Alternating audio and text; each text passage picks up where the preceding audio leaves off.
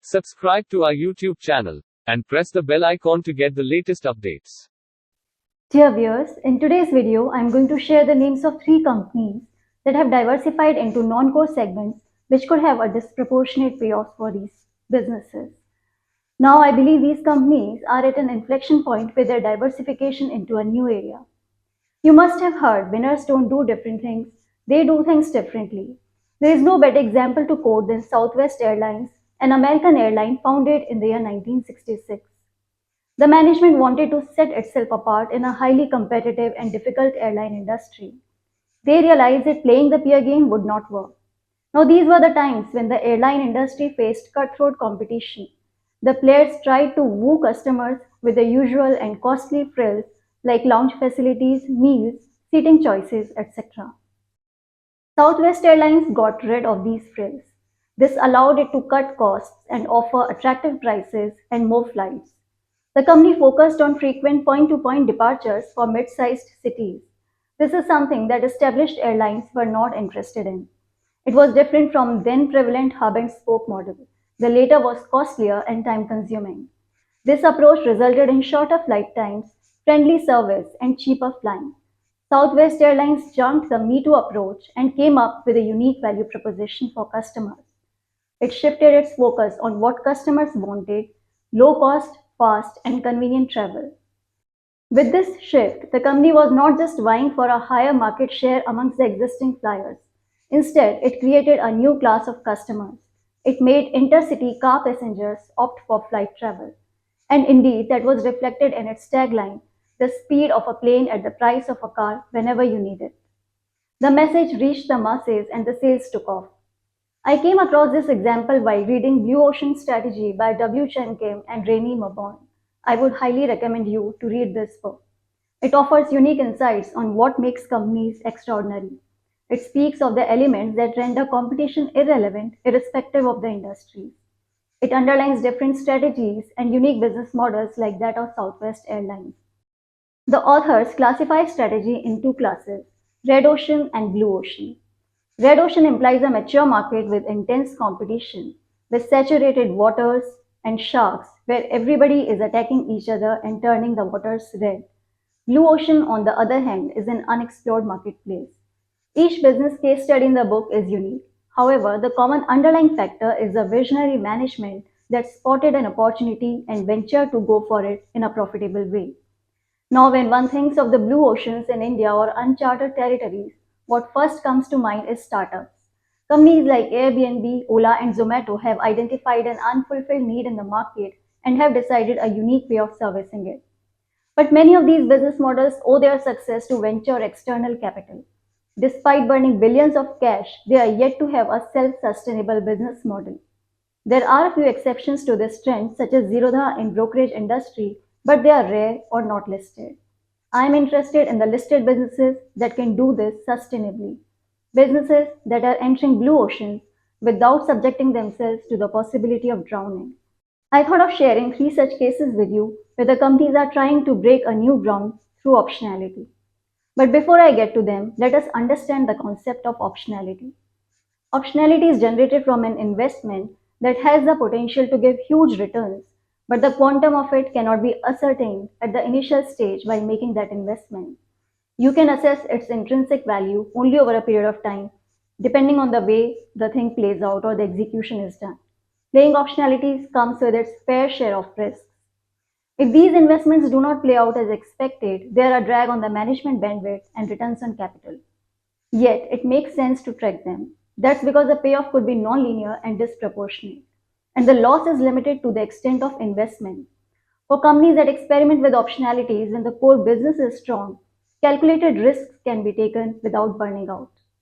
A company that has successfully monetized such investments is InfoEdge with the listing of Zomato and Policybazaar. What do not make the cut are the businesses like Zomato that is diversifying from one loss-making business of food delivery to quick commerce. Unfortunately, it is a later kind that attracts most of the media attention, and it is often too late for investors to recognize companies like InfoEdge. On the other hand, companies that take more calculated risks do not get their fair share of limelight. So let me now highlight 3 such businesses to you. The first example is Cabra Extrusion Technique. Cabra Extrusion Technique is a small cap company. It is the biggest maker of plastic extrusion machinery with around 40% market share. Its clients include Astral, Supreme, Asherwal, and Phenolics, to name a few. The final products cater to sectors such as agriculture, irrigation, housing, infra, construction, telecom, and packaging. Coming to the optionality in the business, in 2019, the company made an announcement to enter into green energy systems with end applications in energy storage and electric vehicles. The segment was termed Batrix. From just being a battery assembler, Cabra has come a long way in 2 to 3 years.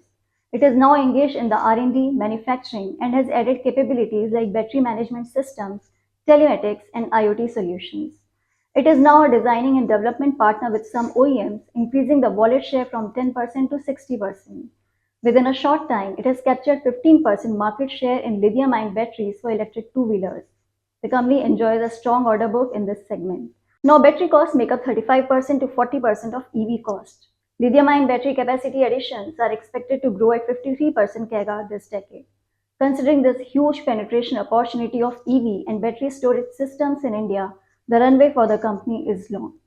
Cabra now aspires to be the largest chemistry-agnostic battery pack manufacturer.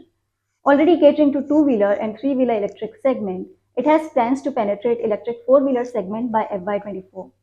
On the execution front, the performance has been impressive. The Batrix segment was loss-making and has turned around in FY22. In fact, for the half year of FY23, the operating profit from Batrix is higher than the profit from extrusion machinery segment. Batrix has outperformed extrusion machinery segment at both sales and profit levels. At times when inflationary pressures are shrinking the margins for businesses across sectors, the company has reported 106% year-on-year growth in the sales and 50% growth in operating profit for the half year ended September 2022. The company has capitalized on this opportunity in the non-core segment while keeping its debt-to-equity ratio below 0.3 times. Its return on capital for FY22 stands at 13.3%. The stock is trading at a P of 41 times and offers a yield of 0.7%.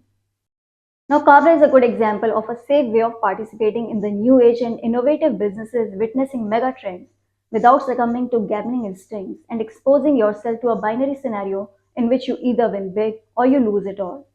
The second company is BSE Limited. Most companies know it as just another stock exchange, but that's an understatement. With its multiple ventures, it is a growing fintech company that could inspire any startup. BSE has turned over quite a few rocks to become a force to reckon with. The company has entered new streams over last few years. These include commodity derivatives, launch of platform for mutual funds under Star MF, an international arm India INX, insurance broking, platform for agriculture commodities, SME platform for listing and trading of SME firms. The company also enjoys a leading market share in most of these new segments. BSE has a stake of 22.6% in Hindustan Power Exchange. In this year itself, BSE Limited has picked 5.9% stake in ONDC or Open Network for Digital Commerce, a new age business and a megatrend in the making. ONDC platform will allow buyers and sellers to discover each other through platform for commerce transactions. This could be compared to an early stage India Mart. With multiple such investments, be it in power exchange, insurance broking, or ONDC, BSE is creating multiple optionalities that could offer significant payoffs in the future, the way CDSL did. It's a well-known fact that BSE was a parent company of CDSL. Since listing, CDSL is now more valuable than the parent company, and BSE still holds 20% stake in CDSL. Coming to the financials, BSE is a debt-free company with return on capital employed at 9%, trading at a P of 33 times, and with a dividend yield of 2.3%. The company had bought back its shares in 2019 at a price of Rs 680. The third and the last on the list is Cosmo First, that belongs to the packaging sector.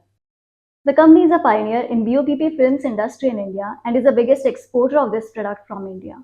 It is also the world's largest producer in thermal lamination films and industrial application films and second largest globally in specialty label films. Specialty products form around 64% of the volumes while the rest is commoditized. The company aims to increase the share of specialty mix to 80% by FY24. Coming to optionality aspect, the company has launched Zigly, which is India's first tech-enabled integrated pet care platform. It's a direct-to-consumer or D2C omnichannel model to address pet needs across life stages.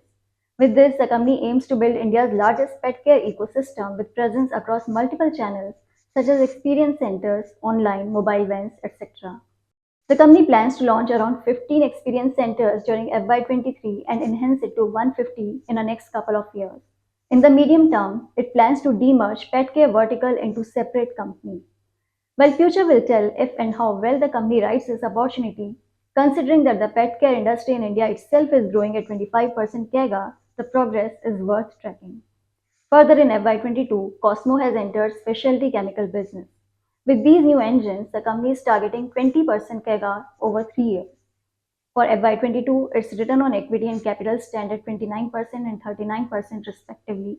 Net debt to equity stands at 0.25 times. The dividend yield is 4.4% using FY22 dividend and current price, and the stock is trading at a P of 5.3 times.